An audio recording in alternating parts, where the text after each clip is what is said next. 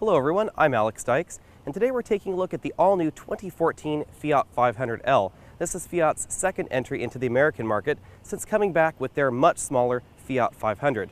I'll apologize in advance, I'm fighting a sinus infection, so if I sound a little nasally or cough a little bit in this video, let me apologize for that right up front, but let's walk around, let's take a look. So what is the 500L? Well, let's get one thing out of the way right away. This is not a stretched Fiat 500. In fact, this is much more closely related to the Fiat Multipla or the Grand Punto, two vehicles that are very strangely named to the American ear and are sold only in Europe. That means it's 27 inches longer than a Fiat 500, it's about 6 inches wider and about 6 inches taller as well. This thing is quite large compared to that Fiat 500. It's not a terribly large vehicle for the American market. As you can see, I'm about 6 feet tall, and you can see me in relation to this vehicle. We do have a very large rear door, which is one of the hallmark styling features of the Fiat 500. There are a number of odd things going on here to the American eye as well. We have the A pillar right here, and the B pillar, I suppose you'd call it that, right here, because there's this fairly large interesting first window. So there are 10 pieces of glass in this car. It's an awful lot of glass going on here. Glass wraps all the way around the back, another window back here, and then of course we get the rear window here as well. Our model has the optional panoramic sunroof, which means the roof of this Fiat 500L is all glass as well. Overall, the styling kind of apes the Fiat 500 just a little bit, but the proportions seem off to my eye. Beauty is definitely in the eye of the beholder, so let me get one thing out of the way right up front. I'm not that keen on the styling on the Fiat 500L, and it's just the L version, because I think that the small, regular-sized Fiat 500 is incredibly attractive, but for me something just goes a little bit wrong when Fiat translates it to this much larger vehicle. And I think the problem for me is that the proportions seem a little bit off versus that cute small Fiat 500. We still have the same headlamp arrangement going on here with the main beam and high beams up here, the fog lamps down below. We still have the Fiat badge nice and prominent on the front with these large chrome sort of wing things going on here. The Pop, the Easy, and the Lounge models of the Fiat 500L get this front arrangement, while the Trekking model gets a slightly different front bumper to be a little bit more stylish. I'd love to hear what you think about the Fiat 500L styling, so go ahead and comment in the comment section down below. I have met a few people this week who really liked the way that Fiat 500L looked, but on the whole, a lot of people scratched their head when they looked at it. A lot of that head scratching comes from these small windows right here on the vehicle. It's an interesting style choice, but it's one that looks a little bit peculiar to the American eye because I haven't seen this in a very long time. It reminds me an awful lot of 1950s cars where they had sort of a bubble windshield and the windshield wrapped all the way around from this portion of the car all the way around with one continuous piece of glass around the front. I almost think that would have been a better style choice for Fiat to have had a wraparound windshield like that, although it does result in some strange optical distortions. We'll take a look at this more on the inside. The small front window is mostly an interesting style choice for Fiat because it doesn't really impact front visibility that much. This pillar is fairly narrow, as you can see right here. It mostly makes the interior of the 500 airier than it would be otherwise, and it allows this dashboard and front windscreen to be slightly larger and positioned further forward in the vehicle than it would otherwise because you have that small window there, so you don't have to have the dashboard and the sides wrap all the way around to that front door. The back of the 500L is somewhat plain, and we lose that steeply raked rear hatch that you find in the regular Fiat 500. Interesting style choice, they put the backup camera right here in the middle of this 0 in the Fiat 500 logo, and you'll find the hatch release for that large rear hatch right there just above the license plate. Now the hatch does open to reveal a very large cargo area, which is quite nice. This hatch is fairly upright, which means that storing cargo in the Fiat 500L is quite efficient as well. We have a single chrome exhaust tip down here. There's only one engine option in the Fiat 500, so let's go take a look at that. Under the hood of the Fiat 500L, you'll find a version of the same 1.4-liter multi-air turbo that you'll find under the hood of the regular Fiat 500 A-Barth trim, as well as that new Dodge Dart.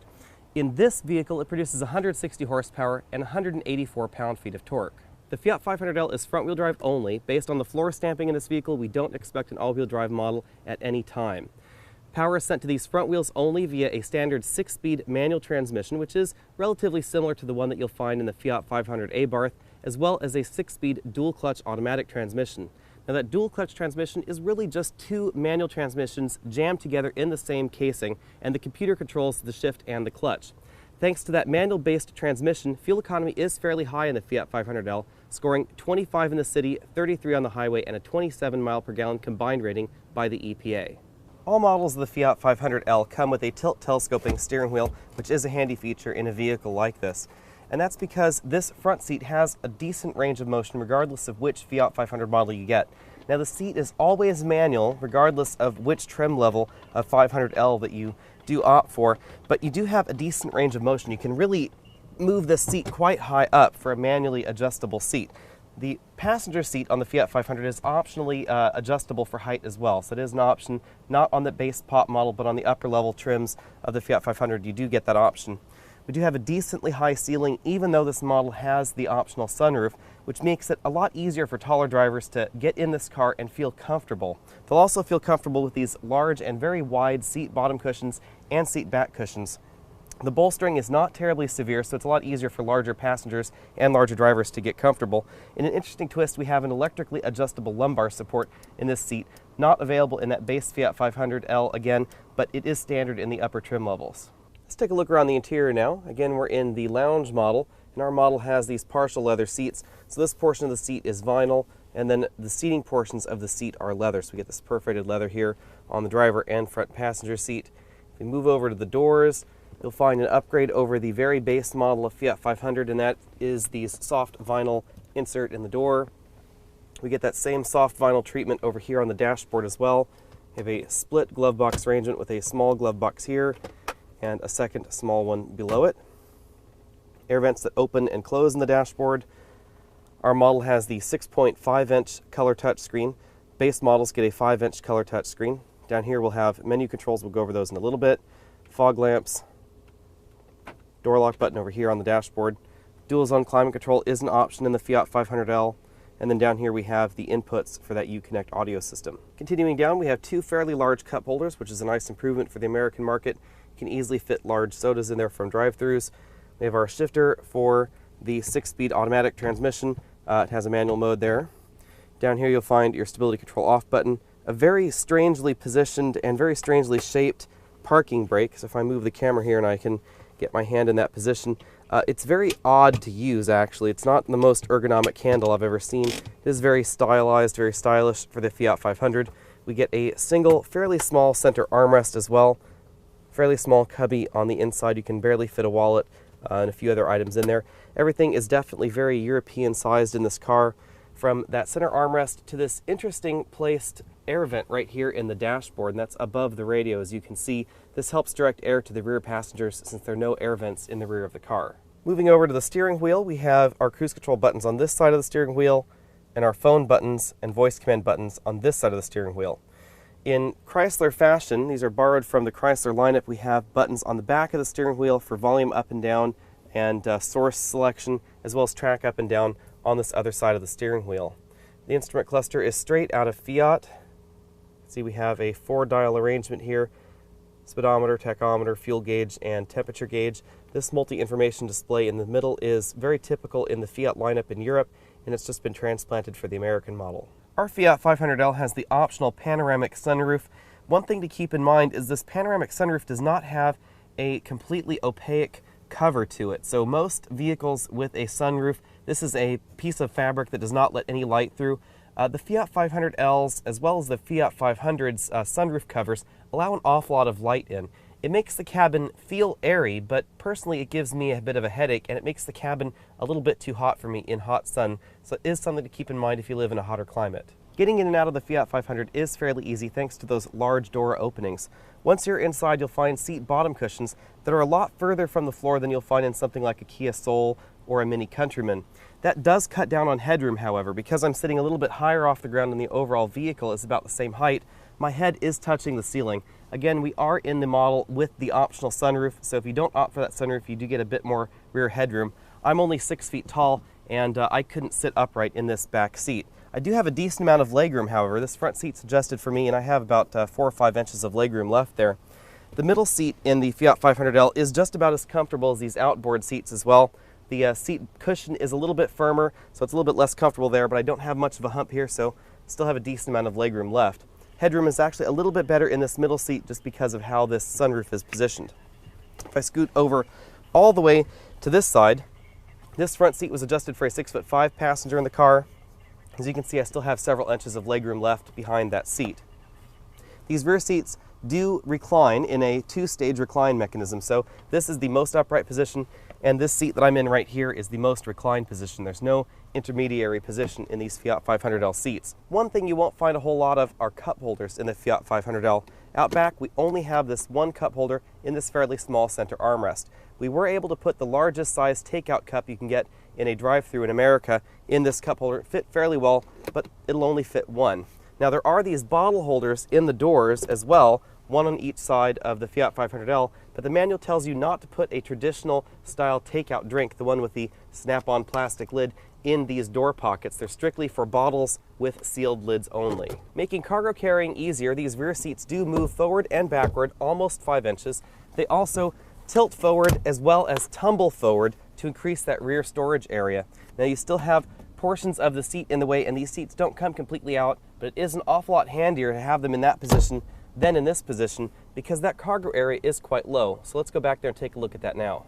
We were able to fit a surprising amount of cargo in the Fiat 500L. This is the largest roller bag you can carry on a domestic flight. So you can see you can fit several of them fairly easily in this cargo area. You can fit almost 3 of them side by side in this position in this cargo area. But there is a little bit of a trick to this cargo area, and that is that it has this divider that you can either remove or reposition at the bottom of this load floor. You can fit smaller items under it like that, and then you can put this divider back in right there, nestled on the bottom of the load floor, and then you can put these larger roller bags in this upright position, so you can fit more of them in the back fairly easily. Some additional cargo can go on top of them as well, and there is also a standard cargo tonneau cover over the top to keep your belongings out of view. Since we have the optional Beats audio system, we have a subwoofer back here that takes up a little bit of cargo room. Overall, the trunk comfort score in the Fiat 500L is a solid 8 out of 10 points for cars this size. Decent amount of trunk space back here, and the cargo hatch has a very nice handle, making it a lot easier to close that cargo area when you want to. Let's take a closer look at the infotainment system now. If you're not interested in that, then go ahead and follow those instructions at the bottom of your screen to skip forward to the drive section of the review. Our particular model has the optional 6.5-inch Uconnect system. Because of Fiat and Chrysler's tie-up, all Fiat models in the US will now be receiving the same Uconnect system as the Dodge, Ram, Chrysler, and Jeep vehicles. This is the smaller version of the same system that's been winning a number of awards in the Chrysler 300 and the Jeep Grand Cherokee. Now, base POP models get a 5-inch version of this system that does not have navigation, and other models in America for 2014 will come standard with this 6.5-inch screen. We're told that the 2015 model year, Fiat may change that, and they may cause it to be a $1,700 option, but we're also being told that for 2014 that all models will get the same system. It's very similar to the 8-inch Uconnect 2 system that we've recently reviewed in the Jeep Grand Cherokee and Chrysler 300, except that instead of having these buttons for radio, media, nav, etc., part of the screen interface, we have direct access buttons on the bottom, which means we don't really lose too much screen real estate when you compare it to those other systems. Down here we have the direct access buttons to radio. Up across the top we have our presets, multiple pages of preset buttons as you can see across there. You switch between AM, FM, and Sirius XM with those buttons there on the screen. We also have direct access tuning, which I really like because a number of systems that are in this space you have to tune using the knob. You can't just type in the number you want, and this really is much more efficient to enter your information that way. We also have access to traffic and weather by Sirius XM. Over here on the media tab, you'll find your typical Chrysler iPod interface. The system provides one USB port, an SD card slot, and an auxiliary input. One thing you will not find on the Fiat 500L, and not available at any price, is a CD player. There's just no place for a CD to go in this dash because digital media has really taken over. Much like the other Uconnect products, the iPod interface is very nicely featured. It also is fairly quick in response. Full access to your complete iDevice, USB stick, etc. Full access to playlists, songs, albums, etc. New for this year, there are also full voice commands in this system a la Microsoft Sync with the Ford product line and Lincoln product line. So you can just hit the button and tell it to play the artist or the track that you're looking for. Over here on the nav interface, we have the same Garmin interface that the larger system uses. So we click on this button, you'll see that now we have the Garmin map. Because this system puts the direct access buttons on the bottom, I find this system to be just a little bit better integrated than the 8-inch system in terms of the way the nav looks on the screen. The system is fairly snappy, especially when you compare it to something like Mazda's new system. We do have full voice commands of the nav interface on the system, although they are not designed the same way as most other nav products. So most nav products in this space, you'd hit the command button and you'd say navigation destination or something along those lines to take you to a new destination. Here you'd say navigation and then where to, or navigation view map. So it's exactly what you see on this screen here as far as entering a navigation address. The address entry in the system is very speedy. You can see here we'll enter an address. It's not quite as fast as some of the other products in this segment, but overall this ranks somewhere in the middle. Definitely faster than my Ford Touch. If we go over here to the phone interface, you'll find again the same phone interface that you've seen in other systems. Optional text messaging if your phone supports it. It's not supported by iOS devices at this time.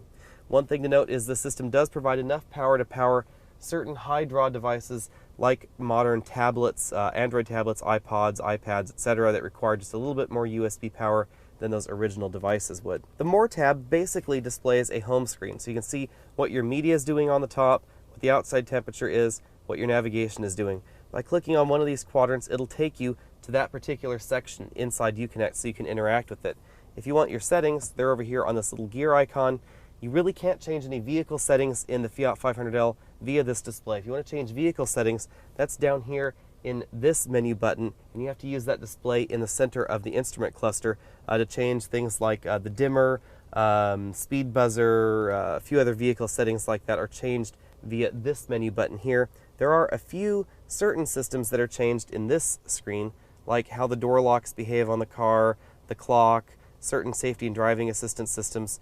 In this car we only have the park view backup camera and its delay. But overall, it is still a little bit odd, just like the regular Fiat 500, in that there is this second menu to interact with. The Uconnect 5 system in that base pop model operates very similarly, except of course for the smaller screen, slightly different knob placement, and the lack of the nav option. Compared to the 8-inch screen, this system is a little bit more sluggish. I'm not exactly clear why. Chrysler tells us there isn't a whole lot different in terms of hardware other than the screen size, but we did notice that changing screens in the system is a little bit more sluggish than our last experience with Chrysler's Uconnect. The system overall ranks higher than my Ford Touch in terms of responsiveness, just about the same in terms of voice command, slightly lower in terms of that navigation interface because the maps aren't quite as nice. We don't have access to smartphone integration in this system yet. We do expect that at some point in time, just not in the 2014 model year. Also, 2015, the system will no longer be standard across the product line. Fiat is just calling this a gift for the launch of the 2014 Fiat 500L. I hope that they change their mind on that because this really does bring the Fiat 500L up quite a bit in this market segment. The Nissan Cube and the Kia Soul do not include nice touchscreen radios by default, and Mini's iDrive connected system is a very useful system, but I don't like its interface quite as much as this. I do like iDrive in general, but BMW's version that they put in the Mini product line is sort of a hobbled, clipped down version of the regular BMW iDrive system. So overall, this scores top marks for me. Fiat's dual clutch transmission may take a little bit of getting used to if you're used to driving a regular automatic transmission. That's because this transmission shifts a great deal. With a 1.4-liter turbocharged engine under the hood, this car is very eager to upshift to improve fuel economy, but it's also quite eager to downshift when you need a little bit more power. Sometimes it downshifts a little bit too eagerly, if I'm honest, because the torque curve on this turbocharged engine really isn't all that bad. It's fairly broad from about 2,000 RPM to right around 5,000 RPM or so, and so some of the downshifts that this car performs really aren't necessary, but at least it's not sluggish in that respect. So you never feel like the car isn't doing what you want it to do. It's never really feeling like it's taking its dear time accelerating either. In terms of actual performance numbers, we scored 0 to 60 in 8.34 seconds, which is fairly respectable for a car of this size. Definitely better than I had expected when you think about a car with a small 1.4-liter turbo under the hood. I'd call these performance numbers relatively similar to something like that Buick Encore, which in a way sort of competes with the Fiat 500L. Not quite the same vehicle, but again, there really isn't anything quite like this Fiat 500L out there. There are two other situations where dual clutch transmissions, and that's pretty much anybody's, not just Fiat's, feel a little bit unusual. The first is in low speed driving. If you're driving slowly along a gravel road because you don't want to get your car dusty, or maybe you're just going down a driveway slowly, something like that, then the car is slipping the clutch in order to do that. So if you're going up an incline slowly, then that can result in some very jerky stop and go motions, or you can just end up with a little bit of increased clutch wear. You can get a little whiff of clutch smell in the Fiat 500 because it uses dry clutches. That's not something that you get in Volkswagen's DSGs, which primarily use wet clutches, but overall that's not really a major problem. The second thing that you get with dual clutch transmissions is you get a little bit of rolling forward or rolling backward if you're on very slight slopes. If you're on a more aggressive slope, then this car does have hill hold assist, and so it will maintain brake pressure to keep you from rolling forwards or rolling backwards in those situations.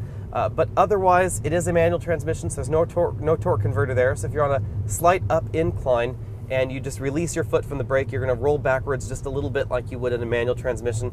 Again, it's something that you'll get used to, and it's something that happens in all of these dual clutch transmissions. It's not just a Fiat thing. Fiat tuned the springs and dampers in the 500L on the firm side of the spectrum, and they gave the 500L fairly stiff anti-roll bars as well. That really means that out on these roads we get very little body roll, even though you can tell that grip isn't as high as it would be in something like a Mini Countryman or, you know, one of the mini wagons, something along those lines. It is fairly high and very confident feeling. The suspension doesn't get upset very easily over rough pavement like the Kia Soul does. Kia Soul has just a little bit of a problem there on uneven pavement. Definitely handles better than something like a Nissan Cube as well. Overall, I would rank this about the same as a Buick Encore, which is high praise because I really liked that Buick Encore the last time we had it. The Encore has a nicer interior, but I think that the Fiat has a slightly better feel out on the road. It's definitely a little bit more power going on in this Fiat engine, and thanks to that dual clutch transmission, it really is able to apply that power better than the Buick Encore as well. The engine and chassis go so well together that I wish Fiat had included shift paddles on the steering wheel. Part of that is just the positioning of this shifter in the center console. Because this center armrest is in the position that it's in, you have to lift it out of the way in order to really use that shifter for shifting the car manually. And it's one of these forward, backward rather than side to side shifters, which I just don't find quite as easy to use. I really would prefer shift paddles because this transmission is very quick shifting and it's very responsive. It has a nice linear feel to it. The gear ratios seem very well suited to this 1.4 liter turbocharged engine as well. We've averaged a very respectable 28 miles per gallon over a week and 580 miles of aggressive driving in this Fiat 500L. And that's thanks to this dual clutch transmission as well as that 1.4 liter multi-air turbo under the hood. When it comes to fuel economy, one thing to keep in mind with the 500L is that increasing your speed really has a huge impact on your fuel economy. Just going from 70 to 75 miles per hour in this 500L dropped our fuel economy from about 33 miles per gallon or so average out on the highway. That's a flat level highway with the cruise control set, to around 25 or 26 miles per gallon. And that's thanks to this dual clutch transmission's gearing. Sixth gear is not terribly high, and at 72 miles an hour this engine is spinning about 2,500 RPM, which is fairly quick. Dropping a seventh gear into this transmission, as has been long rumored, haven't really seen one yet, but Fiat supposedly may offer one at some point, would probably help that, and I would welcome that change. By viewer request, we're now including a sound level measurement in our video reviews. The 500L scored 70 decibels at 50 miles an hour in sixth gear with cruise control set on an asphalt road surface. It is a little bit louder than the Buick Encore, but Buick spends an awful lot of time getting sound insulation right in their products. Now, the Encore is also a lot quieter when it comes to engine noise. The Fiat 500L has a decent amount of engine noise coming from under the hood when you're hard accelerating. Out on the highway, it's not so much of a problem, however. Pricing for the 2014 Fiat 500L ranges from $19,100 to $27,500, which makes it about $3,000 cheaper than a Mini Countryman. It's really difficult to say what exactly the 500L competes with, however, because there's nothing out there that's really quite like it. The Countryman has a four-wheel drive option, so it's more of a mini SUV than the Fiat 500L is. There's no all-wheel drive option on this 500, as I said before. It doesn't really compete with something like a Kia Soul or a Nissan Cube either, although the Nissan Cube is fairly similarly priced, and that Kia Soul is just a little bit cheaper. The model we tested was the fully loaded $27,500 500L, and as such it represents a decent value. We got 28 miles per gallon over our about 500 miles in the 500L, which is fairly good for a vehicle of this size. The rear seats are fairly large, and overall the vehicle itself is a fairly large vehicle. You can jam an awful lot of cargo in the 500L, definitely more than you'd think by looking at it on the outside. Front seats are fairly comfortable, and with Chrysler's Uconnect system in the dashboard, it makes a decent gadget proposition as well. The only thing you have to keep in mind is that the Fiat 500L is just a little bit Euro-funky. That's not necessarily a bad thing, it's just unusual for the American market. You'll find features and button positions and just the way things operate in the 500L is just that little bit outside the American norm. So other American cars out there, Japanese cars, Korean cars that are sold in the American market, they just operate just a little bit differently than the Fiat 500L. So if you're after something that looks different on the outside, behaves a little bit differently on the inside, then the 500L is probably a good buy. Not quite sure if I could get past the looks, but other than the looks for me, the 500L is definitely a car that I could see myself buying, if nothing else just because of that good value proposition and some of the little quirks on the inside. Again, I'm Alex Dykes, and this has been our quick look at the 2014 Fiat 500L. Be sure and click that subscribe banner at the bottom of your screen so you can be updated on all of our latest videos. Go ahead and comment on this video, tell us what you liked and what you didn't like about the Fiat 500L or just about this video in general. You can also send me a message right here on YouTube and request us to review certain vehicles if you're in the market shopping for one, and we'll see you next week.